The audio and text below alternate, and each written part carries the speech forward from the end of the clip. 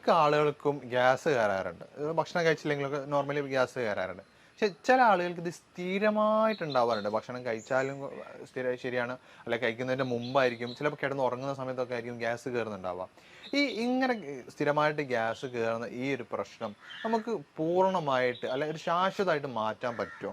അല്ലെങ്കിൽ അത് പെട്ടെന്ന് ചില ഇപ്പോൾ പറഞ്ഞ പോലെ കിടന്നുറങ്ങുന്ന സമയത്തോ അല്ലെങ്കിൽ രാത്രിയൊക്കെ പിന്നെയുള്ള സമയത്തൊക്കെ ആണെങ്കിൽ, അല്ലെങ്കിൽ നമ്മൾ ഒറ്റയ്ക്കാണെങ്കിൽ ആവുന്ന സമയത്തൊക്കെ ആണെങ്കിൽ ഇങ്ങനെ ഗ്യാസ് കയറി ബുദ്ധിമുട്ടാണെങ്കിൽ നമുക്ക് ആ സമയത്ത് തന്നെ ഗ്യാസ് കയറുന്ന ഇൻസ്റ്റൻ്റ് ആയിട്ട് പോകാൻ വേണ്ടിയിട്ട്, കയറിയ ഗ്യാസ് പെട്ടെന്ന് പുറത്തു പോകാൻ വേണ്ടിയിട്ട് നമുക്ക് എന്തൊക്കെ നമുക്ക് ചെയ്യാൻ പറ്റും? തീർച്ചയായിട്ടും നമുക്ക് നമ്മുടെ വീട്ടിനകത്ത് നിന്ന് തന്നെ ചില കോമ്പിനേഷനൊക്കെ ഉണ്ടാക്കി അടുക്കളയിൽ നിന്ന് തന്നെ നമുക്കെന്ത് ചെയ്യാം, ഗ്യാസിനുള്ള മെഡിസിൻസ് അതിന് അവൈലബിൾ ആണ്.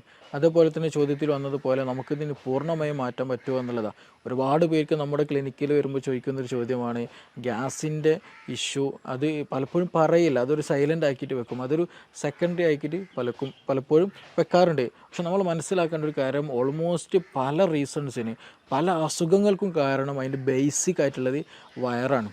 അപ്പോൾ അതുകൊണ്ടാണ് വയറ് കേട് വന്നത് കൊണ്ടാണ് യഥാർത്ഥത്തിൽ പല അസുഖങ്ങളും ഉണ്ടാകുന്നത്. അതിൻ്റെ വയറ് കേട് വന്നതിൻ്റെ ഒരു ലക്ഷണം മാത്രമാണ് ഗ്യാസ് എന്ന് പറയുന്നത്. ഇപ്പോൾ ഒട്ടുമിക്ക കേസുകൾ ബാക്ക് പെയിൻ ഉള്ള കേസുകളുണ്ടായിരിക്കും, കോൺസ്റ്റിപ്പേഷനുള്ള കേസുണ്ടാവും, പൈൽസ് വന്ന കേസുകളുണ്ടായിരിക്കും, അൾസറേറ്റീവ് കൊളൈറ്റിസിന് കേസുകളുണ്ടായിരിക്കും, ഈവൻ ഫീവർ ഉണ്ടായിരിക്കും, ഹെഡ് ഏക്കിന് പ്രശ്നമുള്ളവരുണ്ടായിരിക്കും, ഇടയ്ക്കിടയ്ക്ക് അലർജിക് ഇഷ്യൂസ് ഉള്ളവരുണ്ടായിരിക്കും, സ്കിൻ അലർജി ഉള്ളവർക്കുണ്ടായിരിക്കും. അപ്പോൾ ഈ ഓൾമോസ്റ്റ് എല്ലാ കേസുകളുടെയും റീസൺ ചോദിച്ചാൽ, അല്ലെങ്കിൽ ഇങ്ങനെയുള്ള കേസുകൾ വരുമ്പോൾ നമ്മൾ അവരോട് ചോദിച്ചാൽ അവർ പറയും നമുക്ക് അവർക്ക് എന്തുണ്ടായിരിക്കും, ഗ്യാസിൻ്റെ പ്രശ്നമുണ്ടായിരിക്കും, അല്ലെങ്കിൽ സ്റ്റൊമക്ക് നോർമലായിരിക്കില്ല, അബ്ഡോമൻ നോർമലായിരിക്കില്ല, ഗട്ട് ഹെൽത്ത് നോർമലായിരിക്കില്ല എന്നുള്ളത്. അപ്പോൾ നമ്മൾ ആദ്യം മനസ്സിലാക്കേണ്ടത് ഇതിൻ്റെ പിന്നിലായിട്ട് ഒരുപാട് റീസൺസ് ഉണ്ട് എന്നുള്ളതാണ്. അതായത് സ്റ്റൊമക്ക് ഹെൽത്ത് നോർമൽ അല്ല എന്നുള്ളതിൻ്റെ ഏറ്റവും ബേസിക് ആയിട്ടുള്ള ഒരു സംഗതിയാണ് ഗ്യാസ് എന്നുള്ളത്. അപ്പോൾ അത് ആദ്യം നമ്മൾ മനസ്സിലാക്കേണ്ടതുണ്ട്. പിന്നെ ചോദ്യത്തിൽ വന്നതുപോലെ ഗ്യാസ് നമുക്ക് നമ്മുടെ വീട്ടിൽ നിന്ന് തന്നെ റിമൂവ് ചെയ്യാം. ചില ആളുകൾക്ക് എന്ത് ചെയ്യും, അത് റിപ്പീറ്റഡ് ആയിട്ട് വരും, അമിതമായിട്ട് ഭക്ഷണം കഴിച്ചാലും വരും, ഭക്ഷണം കഴിച്ചില്ലെങ്കിലും വരും, ഭക്ഷണം കഴിച്ചു കൊണ്ടിരിക്കുമ്പോൾ വരും, പല സമയത്ത് വന്നിരിക്കുന്ന പല ആളുകളും പല രീതിയിലാണ് ഗ്യാസ് കാണാറുള്ളത്. അപ്പോൾ ഇത് ഗ്യാസ് എന്തുകൊണ്ട് വരുന്നു, അതിന് റീസൺ എന്താണ് എന്നുള്ളത് ആദ്യം മനസ്സിലാക്കണം. ഗ്യാസ് രണ്ട് തരത്തിലുണ്ട് പ്രധാനമായിട്ടും. ഒന്ന് ഹൈപ്പർ അസിഡിറ്റിയിൽ വരുന്നുണ്ട്, ഹൈപ്പോ അസിഡിറ്റിയിൽ വരുന്നുണ്ട്. അപ്പോൾ നമ്മളെപ്പോഴും നോക്കണം ഹൈപ്പർ ആണോ അല്ല ഹൈപ്പോ ആണോ എന്നുള്ളത്. ഗ്യാസ് ഹൈപ്പർ അസിഡിറ്റിയിലും വരും, ഹൈപ്പോയിലും വരും. അപ്പോൾ നമ്മളെപ്പോഴും നമ്മുടെ സ്റ്റൊമക്ക് pH അല്ലെങ്കിൽ സ്റ്റൊമക്കിൻ്റെ കണ്ടീഷൻ എപ്പോഴും ഒരു ന്യൂട്രലായിട്ടാണ് കൊണ്ടുപോകേണ്ടത്. അപ്പോൾ അത് കൂടിയാലും പ്രശ്നമാണ്, കുറഞ്ഞാലും പ്രശ്നമാണ്. ഹൈപ്പർ അസിഡിറ്റിൻ്റെ കേസ് എടുത്ത് നോക്കാം. നമ്മൾ അമിതമായിട്ട് അങ്ങനെയുള്ള കേസുകളിൽ അമിതമായിട്ട് ക്ഷീണം തോന്നും, അമിതമായിട്ട് ചിലപ്പോൾ വയറുവേദന വരും, ഛർദ്ദിക്കാൻ വരും, ആൾ പറ്റ സ്കിന്നായിട്ടായിരിക്കും, ഭയങ്കര സ്കെൽറ്റലായിരിക്കും, കൂടുതൽ തടിയൊന്നും വെക്കൂല, ഇടയ്ക്കിടയ്ക്ക് ചിലപ്പോൾ ഭക്ഷണം കഴിച്ചാൽ പെട്ടെന്ന് വയറ്റിന്ന് പോകാൻ തോന്നും. അങ്ങനെയുള്ള പല അസ്വസ്ഥതകളും ഹൈപ്പർ അസിഡിറ്റിയിൽ കണ്ടുവരാറുണ്ട്. ഈ കേസുകളിൽ ഈ ഹൈപ്പർ അസിഡിറ്റി വരാനും ഒരുപാട് കാരണങ്ങളുണ്ട്. നമ്മൾ സ്പൈസി ആയിട്ടുള്ള ഫുഡുകൾ അമിതമായി കഴിക്കുക, കൂടുതൽ അസിഡിറ്റി കൂടിയ ഫുഡുകൾ, ഉപ്പിലിട്ടതൊക്കെ എന്ത് ചെയ്യുക, അമിതമായിട്ട് കഴിക്കുക, കൂടുതൽ ഉപ്പടങ്ങിയിട്ടുള്ള ഭക്ഷണം കഴിക്കുക, പിന്നെ അതുപോലെ തന്നെ ടെൻഷൻ കൂടുതലായി ഉണ്ടാകുക, പിന്നെ അതുപോലെ എച്ച് പൈലോറിക്കിന് ഇൻഫെക്ഷൻ വരിക. അപ്പോൾ ഈ പറഞ്ഞ സാധനങ്ങളൊക്കെ ഏതെങ്കിലും ഒന്നുണ്ടെന്നുണ്ടെങ്കിൽ അത് നമ്മുടെ സ്റ്റൊമക്കിലുള്ള എപ്പിത്തീലിയൽ ലെയറിന് എന്ത് ചെയ്യും, ട്രിഗർ ചെയ്തുകൊണ്ടിരിക്കും. അവിടെയുള്ള HCl പ്രൊഡക്ഷൻ അത് എന്ത് ചെയ്യും, കൂട്ടാൻ കാരണമാകും. അപ്പോൾ HClൻ്റെ പ്രൊഡക്ഷൻ കൂടുക, ഗ്യാസ്ട്രിക് സെക്രീഷൻ കൂടിക്കഴിഞ്ഞാൽ സ്വാഭാവികമായിട്ടും അവിടെ ഗ്രാജ്വലി എന്ത് ചെയ്യും, അവിടെ ഇൻഫ്ലമേഷൻ വരും, അവിടെ ഇൻഫെക്ഷൻ വരും. അതിൻ്റെ കൂടെ തന്നെ അവിടെ ഗ്യാസ് പ്രൊഡക്ഷൻ കാരണം ഗ്യാസ് സൈറ്റ് ഇങ്ങനെ തികട്ടിയിട്ട് വരും. ചിലപ്പോൾ ഛർദി, വോമിറ്റിങ് വരും, ഛർദ്ദിക്കാൻ തോന്നും, ചിലപ്പോൾ നോസിയൻ്റെ അങ്ങനെ ഒരു ഫീലിംഗ് ഉണ്ടായിരിക്കും, തല ചുറ്റുന്നത് പോലെ തോന്നും, തലയിൽ എന്തോ ഹെവിനെസ് പോലെ, തലക്ക് കനമുള്ളത് പോലെയൊക്കെ തോന്നും. ഗ്രാജ്വലി ഇങ്ങനെയുള്ള ആളുകൾക്കാണ് എന്ത് പറയുക, തലയിൽ എന്തോ വെച്ചിട്ടുണ്ട് അല്ലെങ്കിൽ മൈഗ്രെയിൻ പോലെയുള്ള ഒരു ഫീലിംഗ് വരെ ഇത് കാരണമുണ്ടാകും. അപ്പോൾ അതുകൊണ്ട് തന്നെ ചില ആളുകൾക്ക് ഭക്ഷണം, ഈ കേസുകളിൽ ഈ ഹൈപ്പർ അസിഡിറ്റിൻ്റെ കേസുകളിലാണ് കൂടുതൽ ആളുകൾ മൈഗ്രെയിൻ പോലും ഉണ്ടാകുന്നത്. അപ്പോൾ അതിൻ്റെയൊക്കെ ബേസിക് റീസണും അല്ലെങ്കിൽ നമുക്ക് കാണാൻ കഴിയുന്നതാണ് ഈ പറയുന്ന ഗ്യാസാണ്. അപ്പോൾ എപ്പോഴും ഗ്യാസ് ഉള്ളവർ ശ്രദ്ധിക്കണം. അത് മേ ബി ഈവൻ ക്യാൻസർ വരെ നീളാൻ ചാൻസ് ഉണ്ട്. അതേപോലെ തന്നെ ഈ പറഞ്ഞ പോലെ മൈഗ്രെയിനിലേക്ക് വരാൻ നീളാനുള്ള ചാൻസ് ഉണ്ട്. അപ്പോൾ അതുകൊണ്ട് തന്നെ ഈ മൈഗ്രെയിൻ കേസുകൾ എടുത്ത് നോക്കിയാൽ അവർ പറയുന്ന റീസൺ എന്താണെന്ന് വെച്ചിട്ടുണ്ടെങ്കിൽ സമയത്തിന് ഭക്ഷണം കഴിച്ചില്ല എന്നുണ്ടെങ്കിൽ തലവേദന വരും എന്നുള്ളതാണ്. അപ്പോൾ സമയത്തിന് ഭക്ഷണം കഴിച്ചില്ല എന്നുണ്ടെങ്കിൽ എന്താണ് സംഭവിക്കുന്നത്? ഹൈപ്പർ അസിഡിറ്റി വരും. ഈ ഹൈപ്പർ അസിഡിറ്റി വന്നാൽ എന്ത് ചെയ്യും? തലവേദനയിലേക്ക് നയിക്കും എന്നുള്ളതാണ്. അപ്പോൾ അത് ഗ്രാജ്വലി എന്ത് ചെയ്യും? തലവേദനയിലേക്ക് നയിക്കും ഹൈപ്പർ അസിഡിറ്റി കാരണം എന്നുള്ളതാണ്. പിന്നെ മറ്റേതേപോലെ തന്നെ റീസണാണ് ടെൻഷൻ വരിക എന്നുള്ളത്. എന്തെങ്കിലും ടെൻഷനായിട്ട് എന്തെങ്കിലും ഫ്യൂച്ചറിൽ അല്ലെങ്കിൽ പാസ്റ്റ് ടെൻഷൻ എന്നുള്ള വിഷയം പറയുമ്പോൾ നമ്മൾ എപ്പോഴും ചിന്തിക്കേണ്ട ഒരു കാര്യമാണ്. ഈ വ്യക്തി എന്തായിരിക്കും? ഒന്നുകിൽ ഫ്യൂച്ചറിൽ എന്തെങ്കിലും ഡ്രീം കണ്ടിട്ടായിരിക്കും നീങ്ങുക, അല്ലെങ്കിൽ പാസ്റ്റിൽ എന്തെങ്കിലും ഇഷ്യൂ ഓർത്തിട്ട് ഞാൻ അങ്ങനെ ചെയ്തുകൊണ്ടല്ലോ ഇങ്ങനെ ആയത്, അന്ന് അങ്ങനെ ചെയ്യുകയാണെങ്കിൽ ഇന്ന് ഇങ്ങനെ ആവില്ലായിരുന്നല്ലോ, അങ്ങനെയൊക്കെ ചിന്തിച്ചുകൊണ്ടിരിക്കും. ഫ്യൂച്ചറിലാണെങ്കിലോ എനിക്ക് 2 കൊല്ലം കഴിഞ്ഞിട്ട് ഇത് എക്സാം പാസ്സാവണം, അല്ലെങ്കിൽ വീട് വെക്കണം, മകളെ കെട്ടിക്കാനുണ്ട്, കടം കൊടുക്കാനുണ്ട്. ഇപ്പോഴൊന്നല്ലേ 2 വർഷം 5 വർഷം 10 വർഷം ശേഷമായിരിക്കും. പക്ഷെ ആ ഒരു ചിന്തയിലായിരിക്കും എല്ലാ വർക്കുകളും. ഈവൻ ഉറങ്ങാൻ പോകുമ്പോഴും ഉണർന്നെണീക്കുമ്പോഴും ആ മൈൻഡ് സെറ്റിലായിരിക്കും. അപ്പോൾ അത് ഗ്രാജ്വലി എന്ത് ചെയ്യും? ടെൻഷനായി മാറി പിന്നീട് എന്ത് ചെയ്യും? നമ്മുടെ വയറ്റിലുള്ള ഗ്യാസ്ട്രിക് സെക്രീഷൻ വല്ലാണ്ട് കൂട്ടിക്കളയും. ഞാൻ നേരത്തെ പറഞ്ഞതുപോലെ തന്നെ എന്ത് ചെയ്യും? നമ്മുടെ HCl പ്രൊഡക്ഷന് കൂട്ടിക്കളയും. അപ്പോൾ കൂടുതലായിട്ട് സ്റ്റൊമക്ക് സെക്രീഷൻസ് കൂടിക്കഴിഞ്ഞാൽ HCl പ്രൊഡക്ഷൻ കൂടിക്കഴിഞ്ഞാൽ എന്ത് ചെയ്യും? ഇൻഫെക്ഷൻ വരും, ഇൻഫെക്ഷൻ വരും, മറ്റു പല അസ്വസ്ഥതകളുണ്ടാവും. നേരത്തെ പറഞ്ഞതുപോലെ അതും എന്ത് ചെയ്യും? ടെൻഷൻ കൂടുന്നതും മൈഗ്രെയിനിലേക്ക് നയിക്കും എന്നുള്ളതാണ്. അതേപോലെ തന്നെയാണ് ഉറക്കം കുറഞ്ഞു കഴിഞ്ഞാലും ഇതുപോലെ നമ്മുടെ ഗ്യാസ്ട്രിക്കിൻ്റെ സെക്രീഷൻസ് കൂടും, നമ്മുടെ ബോഡി വളരെ തിന്നാക്കും, ഡൈജഷനെ അത് ബാധിക്കുന്നുണ്ട്. അപ്പോൾ ഉറക്കം കുറഞ്ഞു കഴിഞ്ഞാലും നേരത്തെ പറഞ്ഞതേപോലെ തന്നെ എന്താണ് ഈ മൈഗ്രെയിൻ്റെ ഇഷ്യൂ കാണാറുണ്ട്. അപ്പോൾ ഇതിൻ്റെയൊക്കെ ഈ ഗ്യാസ്ട്രിക് സെക്രീഷൻ കൂടുന്ന കണ്ടീഷനാണ് ഈ പറഞ്ഞിട്ടുള്ള ഫുഡ്, സ്പൈസി ആയിട്ടുള്ള ഫുഡ്, കൂടുതൽ അസിഡിറ്റി കൂടിയിട്ടുള്ള ഉപ്പിലിട്ടത് കഴിക്കുന്നത്, അതേപോലെ ടെൻഷൻ വരുന്നത്, അതേപോലെ H. പൈലോറിക്കിൻ്റെ ഇൻഫെക്ഷൻ വരുന്ന കണ്ടീഷനുകളൊക്കെ അതിൽ വരുന്ന കാറ്റഗറിയാണ് ഹൈപ്പർ അസിഡിറ്റി എന്നുള്ള കാറ്റഗറി. അപ്പോൾ ഇങ്ങനെയുള്ള കേസുകൾ നമുക്ക് നോർമലി ആയിട്ടുണ്ടെങ്കിൽ നമുക്ക് എന്ത് ചെയ്യാന്ന് വെച്ചാൽ ഒന്ന് സിമ്പിളായിട്ട് ചെയ്യാൻ പറ്റാവുന്ന ഒന്നാണ് ഈ ലെമൺ ടീ കുടിക്കുക എന്നുള്ളത്. നല്ല ഇഷ്യൂസ് ഉണ്ടെങ്കിൽ, ഇപ്പോൾ നിങ്ങൾക്ക് മൈഗ്രെയിൻ്റെ ഇഷ്യൂ ഉണ്ട്, ഗ്യാസ്ട്രിക്കിന് ഭയങ്കര അസ്വസ്ഥത, ഛർദ്ദിക്കാൻ തോന്നുന്നു, അല്ലെങ്കിൽ ഒരു അസ്വസ്ഥത ഫീൽ ചെയ്യുന്നുണ്ടല്ലോ, ആ ഒരു സമയത്ത് തന്നെ ഒരു ഗ്ലാസ്സിൽ ഒരു എന്താ ചെയ്യുക, ചെറിയ രൂപത്തിൽ ഒരു നാരങ്ങ കംപ്ലീറ്റ് നീരെടുത്തിട്ട് തന്നെ ഒരു ലെമൺ ടീ ഉണ്ടാക്കി കുടിച്ചാൽ വളരെ നല്ല റിസൾട്ടാണ്. ആ വൊമിറ്റിംഗ് ടെൻഡൻസി, അതുപോലെ തലക്കൊരു കറക്കം, ഒരു തല ചുറ്റുന്നത് പോലെ ഫീൽ ചെയ്യുക, അതൊക്കെ ഒരു വിത്തിൻ മിനിറ്റ്സിനുള്ളിൽ തന്നെ നമുക്ക് ക്യൂറായിട്ട് നമുക്ക് കൊണ്ടുപോകാം. പക്ഷെ അത് ആ സമയത്ത് കറക്റ്റ് ടൈമിൽ തന്നെ ചെയ്യണം. ഈവൻ നല്ല ഇഷ്യൂവിലേക്ക് എത്തിക്കഴിഞ്ഞ് കഴിഞ്ഞാൽ അത്ര റിസൾട്ട് ഉണ്ടാകണമെന്നില്ല. അപ്പോൾ ആ ഒരു സമയത്ത് തന്നെ, അസ്വസ്ഥത തുടങ്ങുന്ന സമയത്ത് തന്നെ ചെയ്യുക. അതേപോലെ സമയത്തിന് ഫുഡ് കഴിക്കുക, ഹൈപ്പർ അസിഡിറ്റി വരാതെ നമ്മൾ പരമാവധി ശ്രദ്ധിക്കുക എന്നുള്ളതാണ്. പിന്നെ ഇത് ഹൈപ്പർ അസിഡിറ്റിയുടെ കേസിലാണ്. മറ്റൊരു കേസുണ്ട്, രണ്ടാമത് ഹൈപ്പോ അസിഡിറ്റി എന്നുള്ളതാണ്. ഈ ഹൈപ്പോ അസിഡിറ്റിയുടെ കേസിൽ സിമ്പിളായിട്ട് പറഞ്ഞാൽ ഇങ്ങനെ തിരിച്ചറിയാമെന്ന് ചോദിച്ചാൽ, ചില ആളുകൾ ഭക്ഷണം കഴിച്ചു കഴിഞ്ഞാൽ ഒരു ഖനം പോലെ ഉണ്ടാകും, വയറെന്തോ ഫില്ല് കഴിഞ്ഞ പോലെ. രാവിലെ ഭക്ഷണം കഴിച്ചതായിരിക്കും, വൈകുന്നേരമായിട്ട് പോലും വിശപ്പില്ല, അല്ലെങ്കിൽ ദാഹമില്ല, അങ്ങനെ ഒരു ഫീലിങ്ങേ പോലും തോന്നുന്നില്ല എന്നുള്ളതാണ്. അതേപോലെ തന്നെ ഇവർക്ക് ഉണ്ടാകും വയറ്റിന് ശരിയായ രീതിയിൽ ശോധന ഉണ്ടാകില്ല. അപ്പോൾ ഇങ്ങനെയുള്ള കേസുകൾ എന്താണെന്ന് വെച്ചാൽ ഒരുപാട് സമയം എന്ത് ചെയ്യും? നമ്മൾ കഴിക്കുന്ന ഭക്ഷണങ്ങൾ ഇങ്ങനെ കെട്ടിക്കിടക്കും, വയറ് ശരിക്കും ദഹിക്കാണ്ട്. കാരണം എന്താണ്? ദഹിക്കണമെന്നുണ്ടെങ്കിൽ ഗ്യാസ്ട്രിക് സെക്രീഷന് ഒരു നോർമൽ ലെവലെങ്കിലും വേണം. അപ്പോൾ ആ നോർമൽ ലെവൽ പോലും ഇല്ലാണ്ട് കുറഞ്ഞ അളവിലാണ്, വേണ്ടതൊന്നും ഇല്ല ദഹിക്കാൻ. അപ്പോൾ അങ്ങനെ വരുമ്പോൾ എന്ത് ചെയ്യും? വയറ്റിൽ ഈ നമ്മൾ കഴിച്ച ഭക്ഷണ പദാർത്ഥങ്ങൾ അവിടെ നിന്നിട്ട് അവിടെ എന്ത് ചെയ്യും?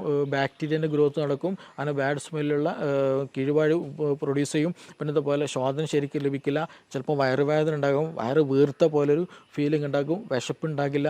ഇങ്ങനെയുള്ളവർക്ക് എന്ത് ചെയ്യും? ഓക്കാനം പോലെയുള്ള അസ്വസ്ഥതകൾ ഉണ്ടാകാറുണ്ട്. അപ്പോൾ ഇങ്ങനെയുള്ള കേസുകൾ എന്താ വെച്ചാൽ ദഹനക്കുറവാണ്, അല്ലേ? ഹൈപ്പോ അസിഡിറ്റിയുടെ കേസുകളാണ്. അപ്പോൾ നമ്മൾ അതിന് ദഹനത്തെ പ്രൊമോട്ട് ചെയ്യണം. അവിടെ ദഹനം നടന്നാൽ കൂടുതലായിട്ട് HCl, ഗ്യാസ്ട്രിൻ പോലെയുള്ള പ്രൊഡക്ഷൻസ് കൂടിക്കഴിഞ്ഞാൽ ദഹനം സുഗമമായി നടക്കും, ഈ പ്രശ്നങ്ങളൊന്നും ഉണ്ടാകില്ല. അപ്പോൾ ആ ഒരു സമയത്ത് നമ്മൾക്ക് ഏറ്റവും ബെസ്റ്റ് നമ്മുടെ അടുക്കളയിലുള്ള സ്പൈസസ് ഉപയോഗിക്കുക എന്നുള്ളതാണ്. അത് കരുതി നല്ല ചുവന്ന മുളകിൻ്റെ പൊടി ഉപയോഗിക്കുക എന്നുള്ളതല്ല. നമുക്ക് മല്ലി വളരെ നല്ല മെഡിസിൻസാണ്. മല്ലി തിളപ്പിച്ച വെള്ളം കുടിക്കുക എന്ന് പറഞ്ഞാൽ നമ്മുടെ ഉള്ളിലുള്ള ഫീവർ, പനി ഉണ്ടെന്നുണ്ടെങ്കിൽ ചില ആളുകൾക്ക് മേലും കൈക്ക് കോച്ച് പിടിക്കുന്ന ഒരു ഇതുണ്ടായിരിക്കും, അതിന് നല്ലതാണ്. അതേപോലെ ഗ്യാസിന് വളരെ നല്ല റിസൾട്ടാണ് ഈ നമ്മൾ എന്ത് ചെയ്യുക, ഡെയിലി കുടിക്കുന്ന വെള്ളത്തിൽ എന്ത് ചെയ്യാന്ന് വെച്ചാൽ ഒരു കലത്തിൽ ഒരു പാത്രത്തിൽ രാവിലെ എണീക്കുന്ന സമയത്ത് തന്നെ കുറച്ച് നമ്മൾ ജീരകവെള്ളം ഉണ്ടാക്കുന്ന അതേപോലെ തന്നെ എന്ത് ചെയ്യുക, കുറച്ച് മല്ലി ഇട്ടിട്ട് നന്നായിട്ട് തിളപ്പിച്ച് ആ തിളപ്പിച്ചാറിയ വെള്ളം എന്ത് ചെയ്യുക, ദാഹിക്കുന്ന സമയത്തും ഭക്ഷണം കഴിക്കുന്ന സമയത്തൊക്കെ എന്താ ചെയ്യുക, ആ വെള്ളം ഇങ്ങനെ കുടിച്ചുകൊണ്ടിരിക്കുക. അത് ഗ്യാസ് നന്നാവാനും നന്നായിട്ട് പുറന്തള്ളാനും ദഹനം നന്നാകാനും ശോധനം കിട്ടാനൊക്കെ വളരെ വളരെ നല്ല ബെസ്റ്റ് റിസൾട്ട് ഉള്ളതാണ് ഈ മല്ലി, കൊത്തമ്പാലി അല്ലെങ്കിൽ ക്യുമിൻ എന്നുള്ള ആ സംഗതി. അപ്പോൾ അതെന്ത് ചെയ്യുക, വളരെയധികം നല്ല ബെനിഫിഷ്യലാണ്. പിന്നെ അതേപോലെ തന്നെ നമുക്ക് ചെയ്യാൻ പറ്റുന്നതാണ്, വീട്ടിൽ നിന്ന് ചെയ്യാൻ പറ്റാവുന്ന കാര്യമാണ് വെളുത്തുള്ളി കഴിക്കുക എന്നുള്ളത്. വെളുത്തുള്ളി ചുട്ട് കഴിക്കുന്നത്, പച്ചക്ക് കഴിക്കുന്ന പ്രശ്നമില്ല, അങ്ങനെയും ചില കഴിക്കാം. പക്ഷേ ഇതേ വെളുത്തുള്ളി എന്ത് ചെയ്യാണ്, ഹൈപ്പർ അസിഡിറ്റി ഉള്ളവർ ഉപയോഗിച്ചാൽ അവർക്ക് അസ്വസ്ഥത കൂടും, അവർക്ക് പല അസ്വസ്ഥതകളും ബുദ്ധിമുട്ടുകളും അവർക്ക് എന്ത് ചെയ്യും, ഫീൽ ചെയ്യാനുള്ള സാധ്യത വളരെ വളരെ കൂടുതലാണ്. അപ്പോൾ ഹൈപ്പോ അസിഡിറ്റിൻ്റെ കേസിലാണെങ്കിൽ മാത്രമാണ് ഈ വെളുത്തുള്ളി കൂടുതൽ എഫക്റ്റീവായിട്ട് ഫീൽ ചെയ്യുകയുള്ളൂ, ദഹനം കൂടുതൽ പ്രൊമോട്ട് ചെയ്യുകയുള്ളൂ. പിന്നെ നമുക്കിതിൽ കൂടെ ഇഞ്ചി വളരെ നല്ലതാണ്. അപ്പോൾ ഇഞ്ചി, ഗ്രാമ്പു, പട്ട പോലെയുള്ള സ്പൈസസുകളൊക്കെ നമ്മുടെ ഭക്ഷണത്തിൽ ഉൾപ്പെടുത്തുക.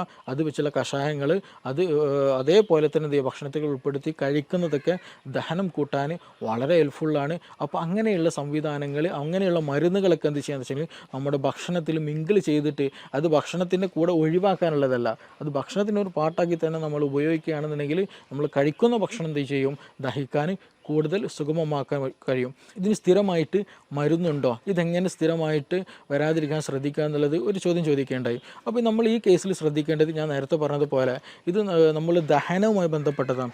അപ്പോൾ ഇതൊരു ലൈഫ് സ്റ്റൈൽ ഡിസീസാണ്. നമ്മൾ തോന്നിയ സമയത്ത് ഉറങ്ങുക, തോന്നിയ അതുപോലെ ജീവിക്കുക, തോന്നിയത് തിന്നുക എന്നുള്ള ഒരു കൺസെപ്റ്റ് നമുക്കിവിടെ ഒരിക്കലും പോസിബിൾ അല്ല ഈ ഹൈപ്പോ അസിഡിറ്റി ഉള്ളവർ.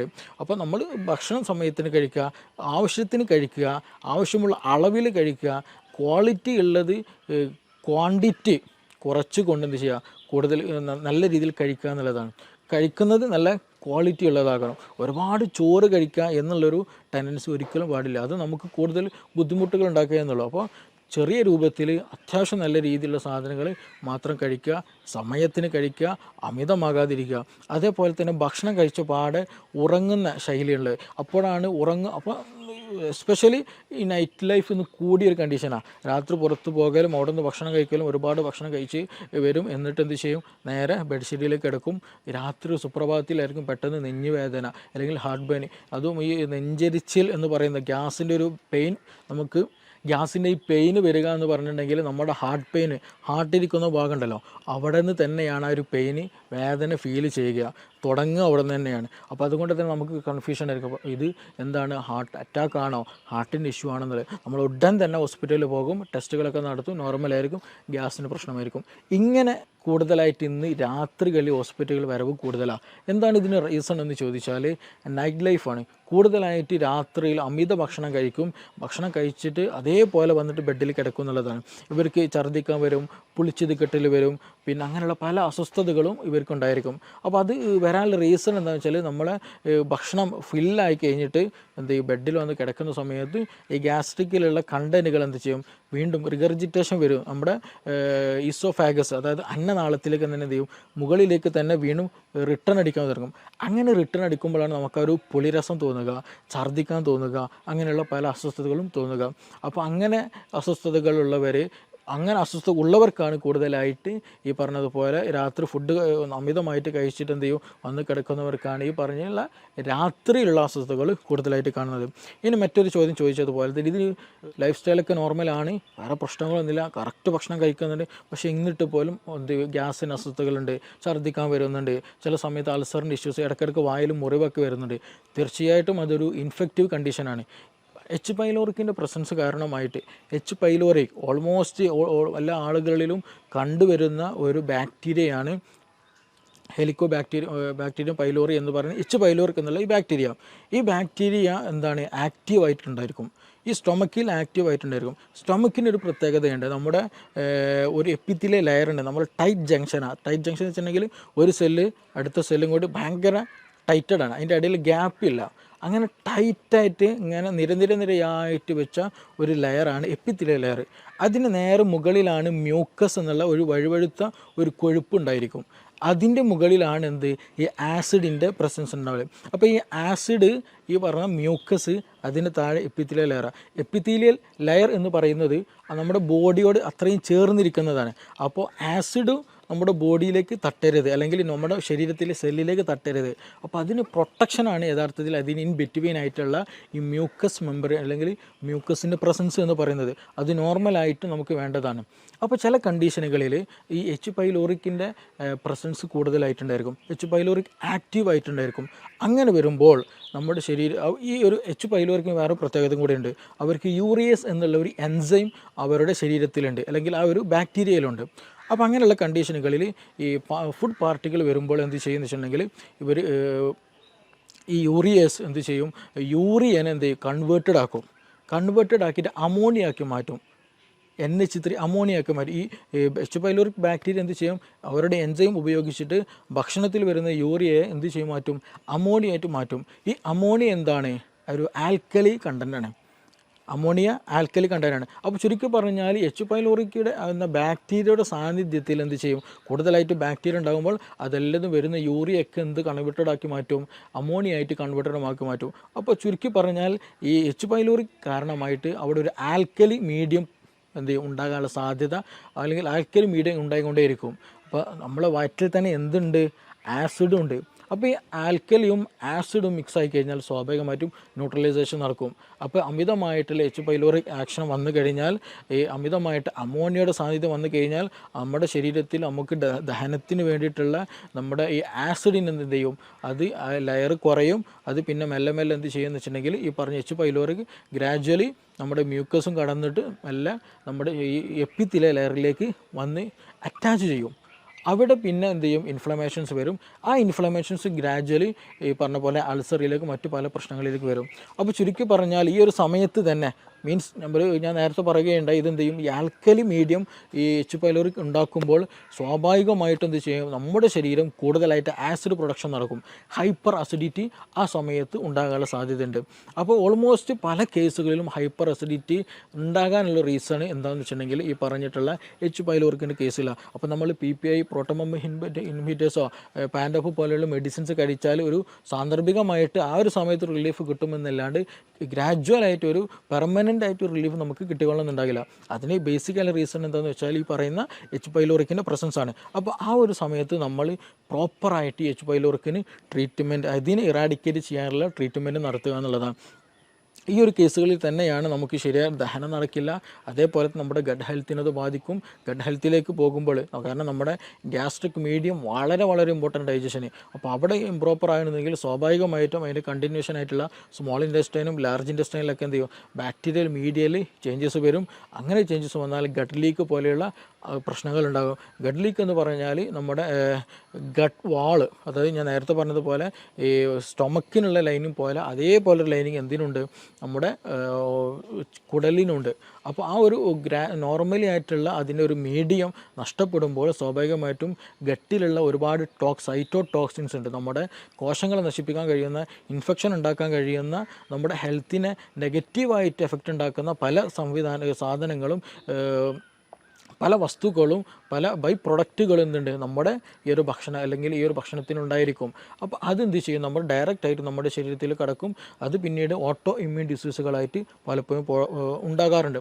അപ്പോൾ ചുരുക്കി പറഞ്ഞാൽ നമ്മുടെ ഗഡ് ഹെൽത്തും നമ്മുടെ സ്റ്റൊമക്കിൻ്റെ ഹെൽത്തും വളരെ വളരെ ഇമ്പോർട്ടൻ്റ് ആണ്. അപ്പോൾ എച്ച് പൈലോറിക്കിൻ്റെ പ്രസൻസ് ഉണ്ടായിക്കൊമ്പോഴാണ് പലപ്പോഴായിട്ട് ഈ നിരന്തരമായിട്ടുള്ള ഗ്യാസിൻ്റെ ഇഷ്യൂസ് ഉണ്ടാവുക, മാറാത്ത ഗ്യാസിൻ്റെ പ്രശ്നങ്ങൾ ഉണ്ടാവുക. അതിന് നമ്മൾ പ്രോപ്പറായിട്ടുള്ള ട്രീറ്റ്മെൻറ്റ് എടുക്കുക എന്നുള്ളതാണ് ഏറ്റവും ബെസ്റ്റായിട്ട് നമ്മൾ ചെയ്യേണ്ടത്. എച്ച് പൈലോറിക്കിന് വേണ്ടിയുള്ള ട്രീറ്റ്മെൻറ്റ് എടുക്കുക, ഗ്യാസിന് വേണ്ടിയിട്ടുള്ളതല്ല. ഗ്യാസ് എന്നുള്ളത് അതൊരു സിംറ്റം മാത്രമാണ്. അത് അങ്ങനെ ഒരു ഇൻഫെക്ഷൻ അവിടെയുണ്ട് എന്ന് അറിയിക്കാനൊരു സിംറ്റം മാത്രമാണ്. അപ്പോൾ അതിനു വേണ്ടി നമ്മൾ ചെയ്യേണ്ടത് ഗ്യാസിന് ട്രീറ്റ്മെൻറ്റ് ചെയ്യുക എന്നുള്ളതല്ല. എച്ച് പൈലോറിക്കിൻ്റെ പ്രസൻസ് ഉണ്ടോ എന്നുള്ളതിനുള്ള ഒരുപാട് മെത്തേഡുകളുണ്ട്. ബേരിയം വീൽ എക്സ്റേകൾ ചെയ്യാവുന്നതാണ്. പിന്നെ അതേപോലെ തന്നെ യൂറിയ ബ്രീത്ത് ടെസ്റ്റുകളുണ്ട്. അപ്പോൾ അങ്ങനെയുള്ള ടെസ്റ്റുകൾ നടത്തിയാൽ തന്നെ ഓൾമോസ്റ്റ് നമ്മുടെ ഗ്യാസ്ട്രിക് കണ്ടീഷൻസ് നമുക്കറിയാം, അൾസർ ഉണ്ടോ എന്ന് നമുക്കറിയാൻ കഴിയും. അതുപോലെ ഈ പറഞ്ഞ എച്ച് പൈലോറിക്കിൻ്റെ പ്രസൻസ് ഉണ്ടോ എന്ന് അറിയാൻ കഴിയും. അങ്ങനെയൊക്കെ ടെസ്റ്റുകൾ നടത്തി അതിന് വേണ്ട ട്രീറ്റ്മെൻറ്റ് എടുക്കുക. അപ്പോൾ അതിന് ഇരട്ടി മധുരം നമ്മളെപ്പോഴും കേട്ടിട്ടുള്ള സംഗതിയാണല്ലോ, ഇരട്ടി മധുരം. ഈ എച്ച് പൈലോറിക് ഇൻഫെക്റ്റഡ് ആയി കഴിഞ്ഞാൽ അതിന് ഏറ്റവും ബെസ്റ്റുള്ള ഒരു ഒറ്റമൂല് അത് ഇരട്ടി മധുരം ഏറ്റവും നല്ല ബെനിഫിഷ്യലാണ്. അതേപോലെ തന്നെ ഈ ഹൈപ്പർ അസിഡിറ്റി കേസ് വന്നാൽ നമുക്ക് പ്രോബയോട്ടിക്കുകളും പ്രീബയോട്ടിക്കുകളായിട്ടുള്ള പ്രൊഡക്റ്റുകൾ യൂസ് ചെയ്യുന്നത് എന്താണ്, നമ്മുടെ ദഹനം നന്നാക്കാനും ആസിഡ് മീഡിയം നോർമൽ ആക്കാനൊക്കെ നമുക്കത് ഹെൽപ്ഫുള്ളാണ്. അപ്പോൾ അങ്ങനെ ഒരു പ്രോപ്പറായിട്ടുള്ള ട്രീറ്റ്മെൻറ്റ് ചെയ്യുക എന്നുള്ളതാണ് ഏറ്റവും ബെസ്റ്റ്. നമ്മുടെ കേസുകളിൽ തന്നെ ഒരുപാട് കേസുകൾ നമ്മുടെ ക്ലിനിക്കിൽ തന്നെ വന്നിട്ടുണ്ട്. ഈ മൈഗ്രെയിൻ വന്ന കേസുകൾ മാറാത്ത 8, 10, 15 വർഷമായിട്ട് മൈഗ്രെയിൻ ഡോക്ടർ മാറിയിട്ടില്ല എന്നുള്ളത്. അപ്പോൾ അവർ ചോദിക്കുമ്പോൾ നമ്മൾ അതിൻ്റെ ബേസിക്കിലേക്ക് പോകുമ്പോൾ ഹൈപ്പർ അസിഡിറ്റിയാണ് അവർക്ക് ഉണ്ടാവുക. ചില കേസുകൾ മൈഗ്രെയിൻ അവർ പറയുള്ളൂ, ഹൈപ്പർ അസിഡിറ്റി എന്നുള്ള കണ്ടീഷൻ തന്നെ അവർ പറയില്ല. പക്ഷേ അത് കാരണം അതിന് അഡാപ്റ്റഡ് ആയിട്ടുണ്ടായിരിക്കും. കാരണം ഹൈപ്പർ അസിഡിറ്റിക്കാളും കൂടുതൽ അവർക്ക് പ്രശ്നമായിട്ട് തോന്നൽ എന്താണ്, മൈഗ്രെയിൻ്റെ ഇഷ്യൂ ആയിരിക്കും.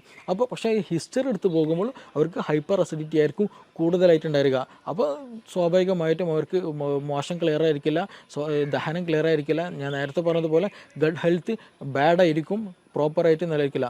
ആ കേസുകളിലൊക്കെ നമുക്ക് മെഡിസിൻ ഉപയോഗിച്ച് തന്നെ, മെഡിസിൻ മീൻസ് നമ്മുടെ വീടുകളിൽ ഉപയോഗിക്കാവുന്ന മെഡിസിൻസ് തന്നെ നൽകിയാൽ തന്നെ എന്ത് ചെയ്യും, നല്ല പ്രോപ്പർ ഒരു റുട്ടീൻ നമ്മൾ കീപ്പ് ചെയ്ത് തന്നെ ഒരു കണ്ടിന്യൂ ഒരു മെഡിക്കേഷൻ ഇല്ലാതെ നല്ല രീതിയിൽ തന്നെ നമുക്ക് എന്ത് ചെയ്യാം, ഈ മൈഗ്രെയിൻ പോലെയുള്ള കണ്ടീഷനൊക്കെ റിവേഴ്സ് ആക്കിയിട്ട് നമുക്ക് നോർമൽ ഹെൽത്തിലേക്ക് തന്നെ മാറ്റാൻ കഴിയുന്നുണ്ട്.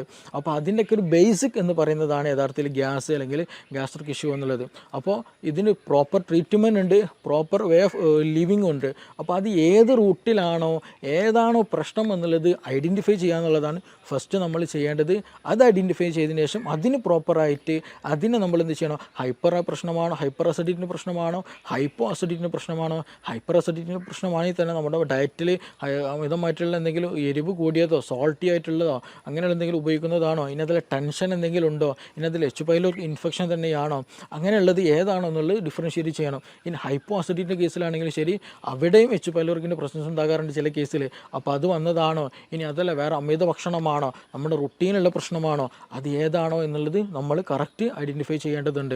ചില കേസുകളിൽ ആസിഡ് അല്ലെങ്കിൽ പുളിച്ചുതക്കെട്ടിൽ വരും. ആർക്ക്, നല്ല തടിച്ച ഒരാൾക്ക് ഉണ്ടെങ്കിൽ, ഒബസിറ്റി കൂടുതലുണ്ടെങ്കിൽ, കൂടുതൽ ഓവർ ഈറ്റ് ഉണ്ടെങ്കിൽ, അങ്ങനെയുള്ള കേസുകൾ എന്ന് വെച്ചിട്ടുണ്ടെങ്കിൽ അവർക്ക് ഇടയ്ക്കിടയ്ക്ക് കിടന്നാൽ തന്നെ എന്ത് ചെയ്യും, പുളിച്ചുതക്കെട്ടിലോ വരും. കാരണം എന്താണെന്ന് വെച്ചിട്ടുണ്ടെങ്കിൽ എന്താണ്, അബ്ഡോമിനൽ പ്രഷർ കൂടുതലായിരിക്കും, വയറിൻ്റെ ഭാഗത്ത് പ്രഷർ വളരെ കൂടുതലായിരിക്കും. അപ്പോൾ ആ മുകളിലേക്കുള്ളൊരു തള്ളൽ കിടന്നാലും ഒക്കെ എന്ത് ചെയ്യും, ഫീൽ ചെയ്യും. അപ്പോൾ അങ്ങനെയുള്ളവർക്ക് എന്ത് ചെയ്യും, അതും വരാറുണ്ട്. അപ്പോൾ ആ ഒരു കേസിലൊക്കെ എന്താ വെച്ചാൽ നമ്മൾ ചെയ്യേണ്ടത് അതിന് വേണ്ടിയിട്ടുള്ള ട്രീറ്റ്മെൻറ്റ് എടുക്കുക എന്നുള്ളതാണ്. അപ്പോൾ ചുരുക്കി പറഞ്ഞാൽ ഇതിന് പ്രോപ്പറായിട്ട് തന്നെയുള്ള ട്രീറ്റ്മെൻറ്റ്. ഗ്യാസ് എന്നുള്ളത് ബേസിക് ആയിട്ടുള്ള ഒരു റീസണാണ്. ആ റീസണിൻ്റെ പിന്നിൽ നമുക്ക് ഒരുപാട് അസുഖങ്ങൾ ഉണ്ടായിരിക്കും. ആ അസുഖങ്ങളായിരിക്കും പലപ്പോഴും നമ്മൾ ഫോക്കസ് ചെയ്യുക. ഞാൻ നേരത്തെ പറഞ്ഞതുപോലെ ഒന്നെങ്കിൽ നമുക്ക് മൈഗ്രെയിൻ ആയിരിക്കും ഉണ്ടാവുക, അല്ലെങ്കിൽ സോറിയാസിസ് പോലെ സ്കിൻ ഡിസീസ് ആയിരിക്കും ഉണ്ടാവുക, അല്ലെങ്കിൽ അതിൻ്റെ ബാക്കിൽ എന്തെങ്കിലും ടെൻഷൻ്റെ എന്തെങ്കിലും ഇഷ്യൂസ് ഉണ്ടായിരിക്കും, ആങ്സൈറ്റി പോലെയുള്ള തലകറക്കം പോലെയുള്ള പ്രശ്നങ്ങൾ ഉണ്ടായിരിക്കും. ഇനി അതെല്ലാം മറ്റു സ്കിൻ ഡിസീസുകൾ പലപ്പോഴും അർട്ടിക്കേരി പോലെയുള്ള പ്രശ്നങ്ങൾ ഉണ്ടാകാറുണ്ട്, എക്സിമ പോലെയുള്ള പ്രശ്നങ്ങൾ ഉണ്ടാകാറുണ്ട്. അപ്പോൾ ഇതിൻ്റെയൊക്കെ ബേസിക് ആയിട്ട് വരുമ്പോൾ നമ്മുടെ ഗട്ട് ഹെൽത്താണ് ഇതിന് റീസൺ ആയിട്ട് വരിക. അപ്പോൾ അതിൻ്റെ ഒരു കാരണം അല്ലെങ്കിൽ ഗട്ട് ഹെൽത്ത് പ്രോപ്പർ അല്ല എന്ന് കാണിക്കാനുള്ള ഒരു സിമ്പൽ മാത്രമാണ് യഥാർത്ഥത്തിൽ ഗ്യാസ് എന്ന് പറയുന്നത്. അപ്പോൾ നമ്മുടെ ഗട്ട് ഹെൽത്ത് പ്രോപ്പറാക്കുക, നമ്മൾ പ്രോപ്പറായിട്ടുള്ള ഡയറ്റ് എടുക്കുക, പ്രോപ്പറായിട്ടൊരു നല്ല ബെനിഫിഷ്യൽ ആയിട്ടൊരു ലൈഫ് സ്റ്റൈൽ കീപ്പ് ചെയ്യുക എന്നുള്ളതാണ് ഇതിന് ഏറ്റവും ബെസ്റ്റ് ആയിട്ടുള്ള ഒരു മെഡിസിൻ എന്നുള്ളത്. അത് ഇന്ന് നമ്മുടെ ക്ലിനിക്കിൽ തന്നെ അവൈലബിൾ ആണ്. ഒരുപാട് ആളുകൾക്ക് അതുകൊണ്ട് ഒരുപാട് അസുഖങ്ങൾക്ക് ഗട്ട് ഹെൽത്ത് നോർമലാക്കിയതിൽ കൂടെ നമുക്ക് ട്രീറ്റ് ചെയ്യാൻ കഴിഞ്ഞിട്ടുണ്ട്. Okay, thank you.